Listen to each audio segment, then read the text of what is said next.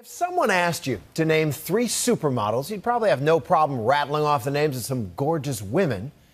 But what if you had to mention a guy? Sure, we may recognize their faces from underwear and cologne ads, but the number of men who've made it into the zeitgeist since Mark Wahlberg famously donned his boxer briefs is less than noteworthy, let's say. David Gandy is looking to change all that. And here is ABC's Amy Robach. His face and body are everywhere. He works the runway just as well as those rugged, lucky jeans. And he's eye-catching in those Dolce and Gabbana campaigns. You may not know his name, but you can't miss that face and, well, everything else. David Gandy is arguably the most successful male supermodel ever. You now have the title richest male model in the world? Something like that. I mean, it's just something.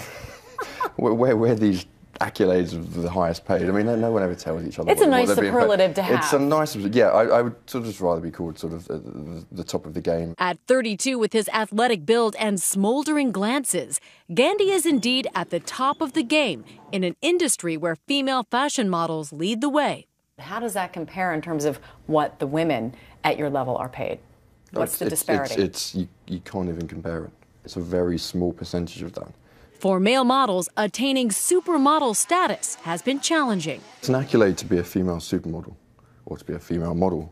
They get paid an incredible amount of money, they got a lot of coverage, and people know their names. And guys did well, but they never said they were models. Why? I don't know. I probably think it's down to Zoolander. The famous Zoolander. Ah, yes, that Zoolander. Well, I guess the look I'm best known for is blue steel. Starring Ben Stiller as a dim, vain, self-centered male model. Ben Stiller killed us, I think, in that. But at the same time, I can't help but love that movie. But it's no joke that the men's fashion industry rakes in more than $400 billion worldwide and is growing. And Gandy has changed the perception of male models, breaking those cliches and pushing through stereotypes ever since a friend entered him in a modeling competition he later won. What were your expectations when you went into that show? I don't think I really had any. I came into the industry from university and just thought, I won the competition, never thought of being in the fashion industry, so it could be fun. It was an adventure. With his masculine physique, it was difficult for Gandy at first. He started off doing catalog shoots at a time when even male models were expected to be ultra thin, almost feminine. I didn't follow the trend, I bucked the trends. So when everyone was saying, you need to be skinny, your legs need to be thin, I was like, well, I'm not a skinny guy. But that manly physique is what set him apart. And in 2006, Dolce and Gabbana took a chance. They featured Gandy wearing the barest of bathing suits for their light blue men's fragrance. Millions of people saw David Gandy in those tiny white trunks. The ad brought him icon status in the modeling world. I have a personal love of that picture. It changed my life, but as people said, it changed the industry.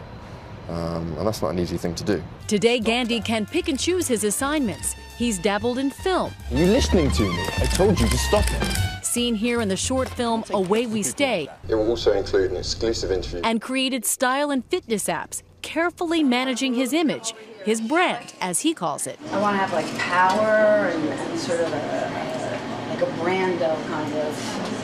That's no pressure, just Brando. We caught up with Gandy at a cover shoot in New York City for Vogue Ombre's latest issue. Does it look too done, do you think? I just don't think it looks. You're talking about the hair? You think it should look slicker? Is that what you said? Let me see.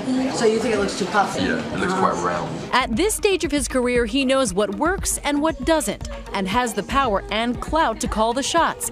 He disappears to get his hair redone. I see we had a hair issue.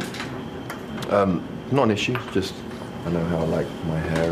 But it speaks to what we were talking about, that you have a brand and that you are in control of it. And that's a big part of making sure that your career goes in the direction you want to. That's exactly it. His success keeps him on the road constantly. Since the beginning of January. I've been to LA, I think 3 times, into New York, probably like 4 times, Barcelona in between, and Milan and London. Hard to have a personal life, it sounds like.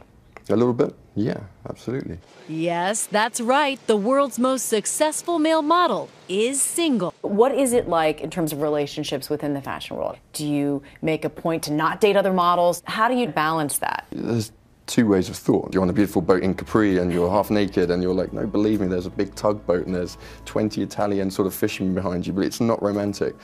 A model will understand that. So I don't know. I You haven't figured it out yet. I don't have the answers. Don't ask me. I'm probably the worst person to ask. If anyone's got the answers, then please send them to me. That'd be great. At an age when most models have retired, Gandy is hitting his stride and looking for the next opportunity.